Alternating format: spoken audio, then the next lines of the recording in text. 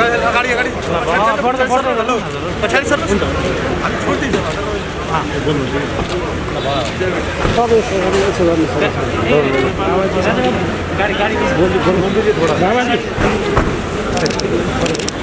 क्यों आए नेपाल? नेपाल दुनिया का श्रेष्ठतम आध्यात्मिक देश है और 3 दशकों के का मेरा एक आत्मीय संबंध है। पतंजलि योगपीठ जैसे भारत में सेवा दे रहा है, योग की, आयुर्वेद की, स्वास्थ्य की, लोगों के जीवन को उन्नत बनाने की। नेपाल भारत के बाद सबसे बड़ा डेस्टिनेशन है पतंजलि का, जहाँ हमारे 70,000 से ज़्यादा ट्रेंड योग टीचर्स हैं, लाखों कार्यकर्ता हैं और 99% नेपाली लोग योग को फॉलो करते हैं और उनके साथ हमारा एक आत्मीय रिश्ता है। अब पतंजलि योगपीठ का पहले तो एक विस्तार था, अब इसको और बड़ा रूप दे रहे हैं। पतंजलि आयुर्वेद कॉलेज है, पतंजलि सेवाश्रम है। अब हेल्थ में, एजुकेशन में, रिसर्च में, एग्रीकल्चर में, इंडस्ट्री में जो भी हमसे बेहतर बनेगा इस देश के लिए कर रहे थे, करेंगे। और उसी के लिए मैं और मुझे आचार्य श्री अब आए हैं एक नए सेवा की सौगात नेपाल को देने। नेपाल भ्रमणमा रहेका योग गुरु रामदेवले आफूलाई नेपालीहरूले धेरै माया गर्ने गरेको बताएका छन्। पतञ्जलि योगपीठ नेपाल मण्डीखाटारमा शुक्रबार पतञ्जलि नेपाल टिभी तथा आस्था नेपाल टिभी र पतञ्जलि सेवा सदनको उद्घाटन कार्यक्रममा उनले आफूलाई भारतीय भन्दा नेपाली नागरिकले धेरै माया गर्ने गरेको बताएका हुन्। अब हमारे आस्था नेपाल से लेकर के पतंजलि नेपाल से लेकर के जिसको भी लाइव दिखाना है सब दिखाओ, खूब आनंद करो, मस्ती करो और एक बार मेरे साथ हाथ उठा करके बोलेंगे, बोले पशुपतिनाथ भगवान की, नेपाल आमा को। तो हम तो विधिवत ऐसी शुरुआत करते तो औपचारिक शुरुआत बाद में होती रहेगी। हम तो जो बोलते हैं जहाँ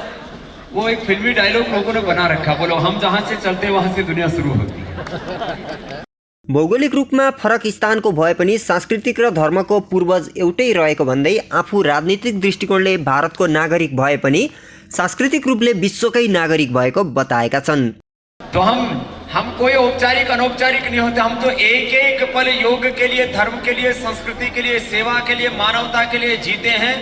और अपने संन्यास धर्म को, अपने सनातन धर्म को, अपने सेवा धर्म को, अपने स्वदेशी धर्म को और अपने ऋषि धर्म को प्रामाणिकता से निभाते हैं और आप सबको भी निभाना है, क्योंकि हमारा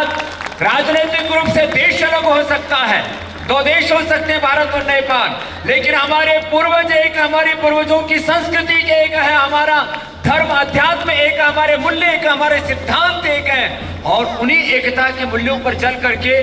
जैसे देखो मैं एक बात तो ये भी कहता हूं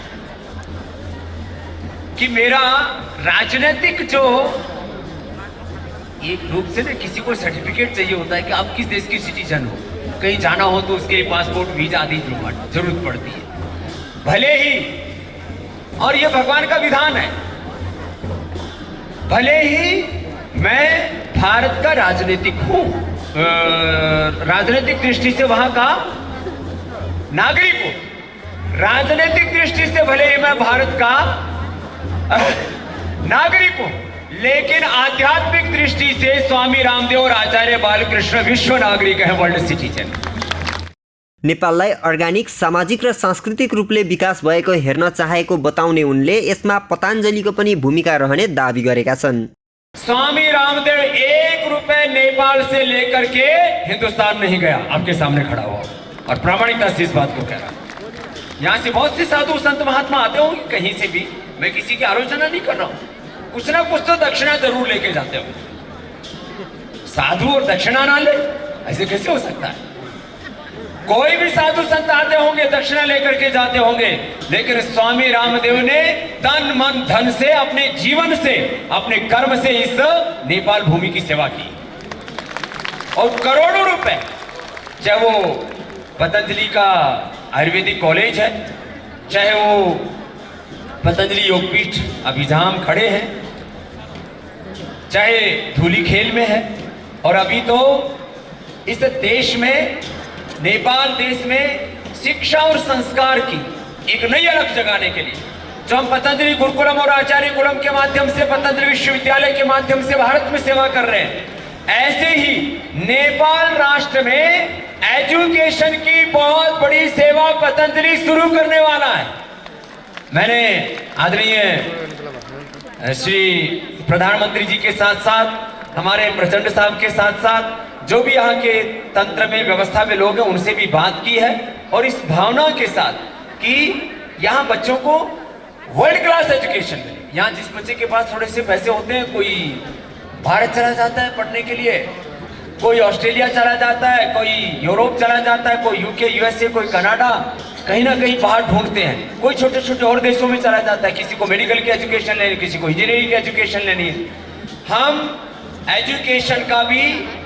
देश का, नेपाल देश का सबसे बड़ा केंद्र पतंजलि की तरफ से बनाने के लिए प्रतिबद्ध, और उसको बना करके दिखाएंगे और यहाँ के लोगों की सेवा करेंगे, यहाँ के लोगों को उभारेंगे इस संकल्प के साथ, क्योंकि हमको भगवान ने सामर्थ्य दिया है तो सेवा के लिए दिया है, और हेल्थ में एक बड़ी सेवा पतंजलि करने वाला है, उसको हम करेंगे, आगे बढ़ाएंगे। एजुकेशन में बड़ी सेवा, और इसके साथ साथ इस राष्ट्र को आगे ले जाने का काम,